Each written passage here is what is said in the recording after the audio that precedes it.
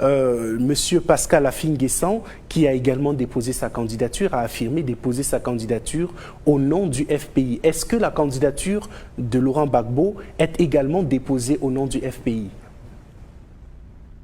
Non, monsieur Affi-N'Guessan, vous le savez, depuis que le président Laurent Gbagbo a été arrêté, il a tourné la page du président Laurent Gbagbo. Et avec l'appui de M. Ouattara, il s'est dit président du Front populaire ivoirien. C'est ce que beaucoup de militants de notre parti ne reconnaissent pas. Pour nous, le président du Front populaire ivoirien, c'est le président Laurent Gbagbo. Mais en 2010, le président Gbagbo est allé aux élections, pas avec l'étiquette de Front populaire ivoirien. On a appelé cela la majorité présidentielle, LMP. Aujourd'hui, beaucoup de partis politiques se sont rassemblés dans ce que nous appelons notre plateforme EDS, et tous ces partis, toutes ces personnalités et ces organisations de la société civile regroupées dans cette plateforme le présentent comme le candidat de leur plateforme. Donc c'est sous EDS, Ensemble pour la démocratie et la souveraineté, qu'il va être candidat aux élections présidentielles. Nous sommes persuadés d'ailleurs que beaucoup d'autres formations politiques et de la société civile vont soutenir sa candidature. Ensuite, la Constitution ivoirienne permet même à n'importe quel citoyen d'être candidat. Très bien. Donc, ça suppose, jusqu'à présent, jusqu'à preuve du contraire, M. Pascal Affi-N'Guessan est toujours membre du FPI. Est-ce que la candidature de M. Pascal Affi-N'Guessan ne serait pas une option envisageable en cas de retrait ou en cas de refus, de rejet de la candidature de Laurent Gbagbo? Nous qui sommes regroupés derrière le président Laurent Gbagbo, qu'on appelle communément ici les Gor Gbagbo ou rien, nous on ne reconnaît pas Affi-N'Guessan comme président du Front populaire ivoirien.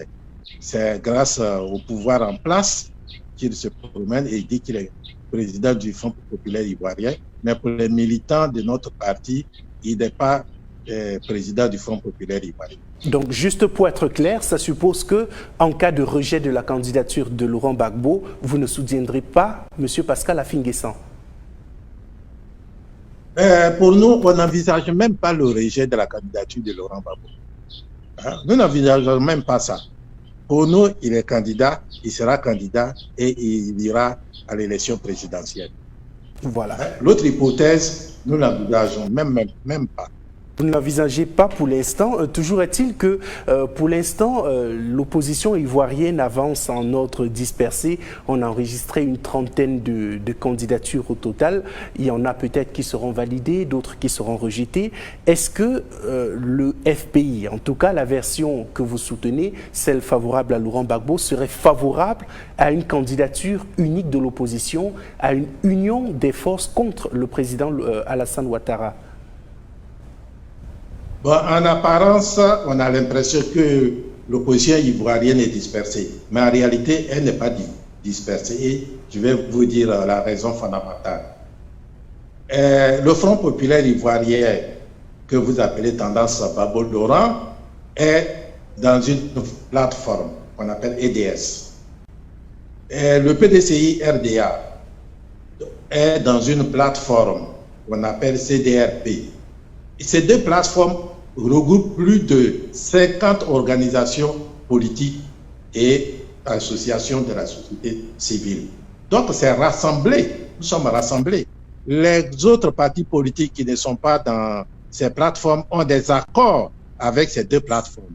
Donc, l'opposition ivoirienne, digne de ce nom, est rassemblée et organisée et parle d'une même voix.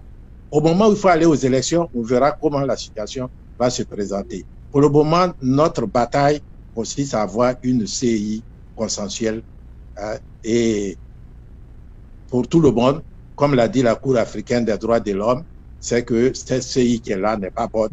Il faut la réformer, il faut créer les structures régionales bien constituées pour aller aux élections, pour que nous ayons des élections apaisées.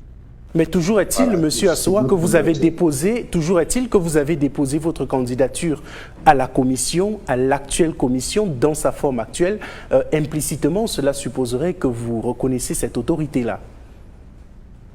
Non, nous reconnaissons l'entité qui a été créée, qui est d'ailleurs le résultat de notre combat dans les années 95-2000 pour avoir une structure autonome pour faire des élections en Côte d'Ivoire, que ça ne soit plus le ministère de l'Intérieur.